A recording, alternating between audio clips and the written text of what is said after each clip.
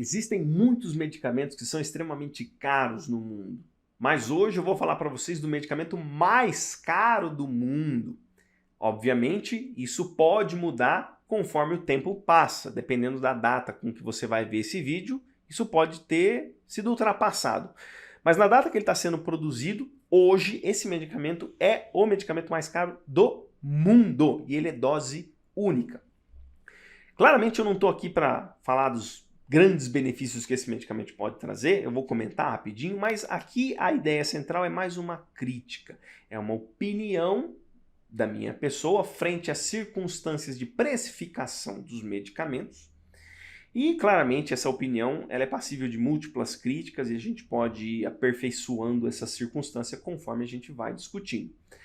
Mas a ideia central é a crítica e eu gostaria de discutir isso com vocês e colocar o meu ponto de vista frente ao que eu já conheci desse assunto aqui. Bom, então para a gente começar, a gente tem que entender qual vai ser o fator que esse medicamento vai tratar. Então, basicamente, esse medicamento mais caro do mundo, que a gente vai ver já já, ele é uma terapia genética para se tratar quadros de hemofilia, especificamente a hemofilia do tipo B. Para quem não sabe, uma hemofilia é uma doença de desordem genética na qual o indivíduo tem problemas em produzir certos fatores de coagulação e com isso, se ele tiver uma lesão vascular, se tiver um corte, alguma coisa do gênero, ele vai ter grandes dificuldades em desencadear o processo de coagulação. E isso implica claramente em sangramentos, hemorragias. Então, eu estou colocando aí dois grandes tipos de hemofilia, a hemofilia do tipo A e a hemofilia do tipo B. A hemofilia do tipo A, ela é uma alteração genética na qual vai reduzir as quantidades do fator 8, que é um componente importante da via intrínseca.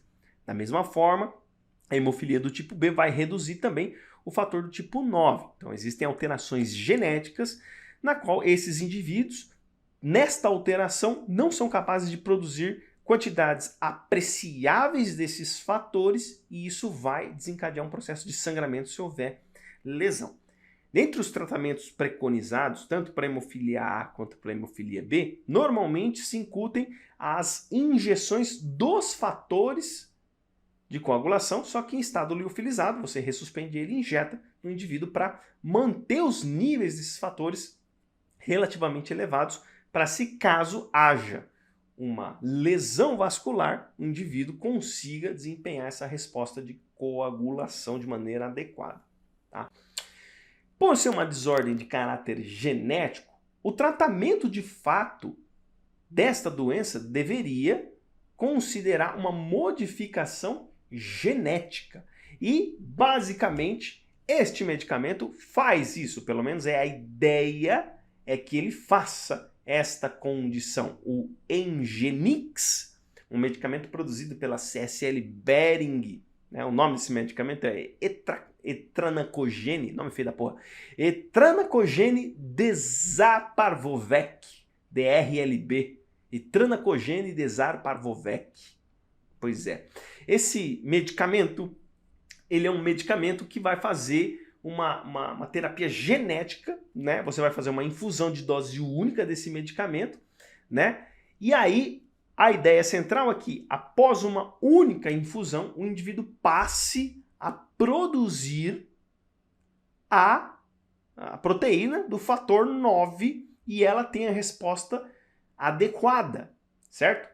No estudo clínico que foi conduzido pela CSL Behring no desenvolvimento desse medicamento, e que inclusive é aprovado pelo FDA lá nos Estados Unidos, 37% dos indivíduos, né, na verdade, nos indivíduos eles tiveram 37% de aumento da atividade do fator 9 e isso se manteve por um período de 2 anos. Esse aumento da atividade, né, implica que o fator 9 está aumentando a sua funcionalidade, ele está passando a funcionar melhor. Né? Eu não fui atrás dessa informação com mais detalhes, mas uma única dose sustenta ali uma atividade de 37% durante um período de 2 anos, que foi a condição do estudo clínico. Então, é um medicamento que tem a proposta inicial de curar a hemofilia B, tá? E você já deve ter visto, olhou ali na tela, o valor da dose da infusão desse medicamento é de 3,5 milhões de dólares. Convertendo para real, isso dá quase 18, 19 milhões de reais, uma mísera dose. E aqui eu começo a tecer a minha crítica no seguinte. Um belo dia, estava eu lá na Unifesp indo tomar café e tinha um professor da farmacologia, um excelente professor inclusive, que havia me perguntado, quando eu cheguei, ele olhou para minha cara, né? Ele olhou bem para minha cara e falou assim, o que você acha que é um bom medicamento? Na minha inocência eu falei para ele, bom, um bom medicamento é aquele que cura. Ele fez assim, ó. Um bom medicamento é aquele que você toma para o resto da sua vida. E eu fiquei pensando o que ele considera, né? Você ter que tomar um medicamento o resto da sua vida e ele ser bom. Aí caiu a minha ficha, né? Um medicamento é bom para a indústria farmacêutica se ele consegue gerar receita contínua. Então ele considera esse medicamento que é bom, aquele que o indivíduo precisa comprar sempre. Então é um medicamento de caráter profilático. Se você tem um medicamento que de fato cura um indivíduo, numa condição de geração de receita, isso fica prejudicado. Então, a maneira de você contornar isso é aumentar exponencialmente o custo desse medicamento para que ele, de fato, desencadeie esse processo de cura. Agora você analisa. 3,5 milhões de dólares uma dose. Quais pessoas, de fato, têm condição de fazer o uso dessa terapêutica? Na reportagem que eu li da BBC, né, a ideia central é que a CSL Behring consiga 1,2 bilhões de dólares de retorno, né, até 2026 com esse medicamento. Se você for considerar pelo preço desse medicamento, eles teriam que administrar mais ou menos 350 doses. Então, se eles conseguirem 350 doses, eles já têm esse lucro exorbitante, né? E eles gastaram uma média de 450 milhões de dólares para desenvolver esse medicamento. Só que aí tem um grande porém. Tem um porém muito importante.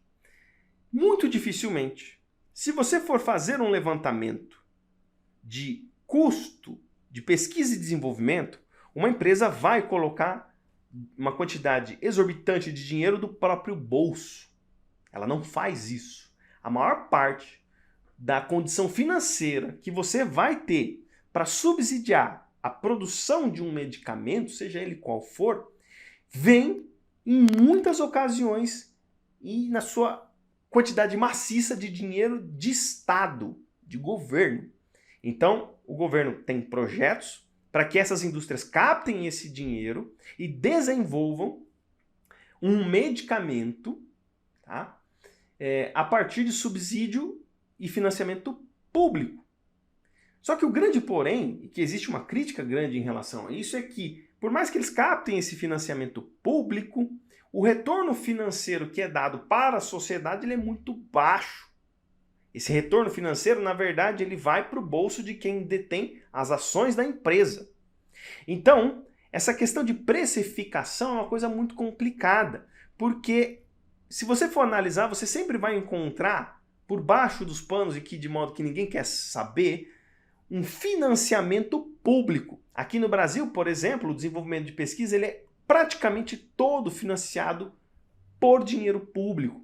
O desenvolvimento das vacinas da Covid, praticamente no mundo inteiro, teve um aporte significativo das agências governamentais de saúde.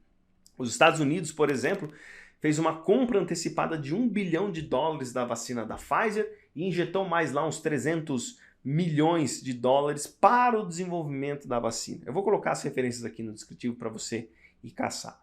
Então você vê, a indústria farmacêutica ela joga o jogo do fator grana. Não existe de fato uma preocupação social, pelo menos não é a principal, quando você desenvolve um medicamento. O grande X da questão é que se você faz um medicamento para curar, ele tem que custar muito caro para subsidiar o seu custo. E aí, senhoras e senhores, o que a gente gostaria que fosse? Eu não tenho condições de tomar esse medicamento se porventura eu fosse um hemofílico. Complicado, né?